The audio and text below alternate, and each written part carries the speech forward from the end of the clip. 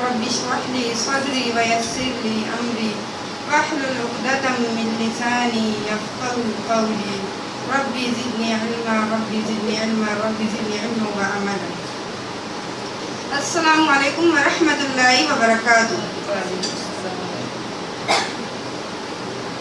میں آج آپ کو بتاؤں گی کہ عیسائیوں اور یہودیوں کی بے وقوفی کہ کس طرح 16 سالہ اسماعیل کو وہ 2 سال کا بچہ سمجھ رہے تھے.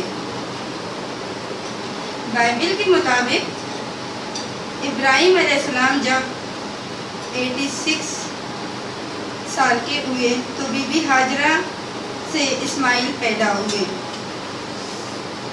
اور بائبل کے مطابق اسحاق علیہ السلام پیدا ہوئے تو ابراہیم علیہ السلام کی عمر 100 سال تھی. آپ ذرا غور کریں کہ معلوم ہوگا کہ اسماعیل علیہ السلام اسحاق سے 14 سال بڑے تھے. اپنے تبصرہ میں علامہ صاحب فرماتے ہیں کہ جب اسحاق نے دودھ پینا چھوڑ دیا تو وہ 2 سال کے تھے. جناب بائبل کا باب پیدائش 21 اور آیت 21 سے اور 9 سے لے کر 20 تک کی آیت ملاحظہ فرمائیے جن کو مصر کی لونڈی کہا گیا یعنی بی بی ہاجرہ، ان کے ایک لڑکا پیدا ہوا اور ابراہیم علیہ السلام ان کے باپ تھے. جب بی بی سارہ نے دیکھا کہ بی بی ہاجرہ کے بیٹے اسماعیل اسحاق کے ساتھ کھیل رہے تھے تو سارہ نے کہا ابراہیم اس لونڈی کو اور اس کے بچے یعنی اسماعیل کو کہیں دور بھیج دو، اس لیے کہ جب ہم مر جائیں گے تو ہماری جائیداد کا وارث صرف اسحاق ہی ہو، اسماعیل نہ ہو.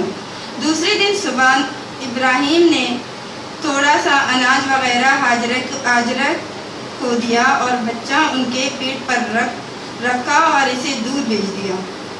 ہاجرہ بیر صبا کے ریگستان میں بھٹکنے لگی. آپ ذرا غور کریے، جب ان کو سامان دے کر نکالا تو اسماعیل 16 سال کے تھے. جب تو 16 سال کے بچے کو ایک ماں کیسے اٹھا سکتی ہے؟ اور وہ TB یعنی کہ وہ نارمل تھے، کوئی بیمار بھی نہیں تھے.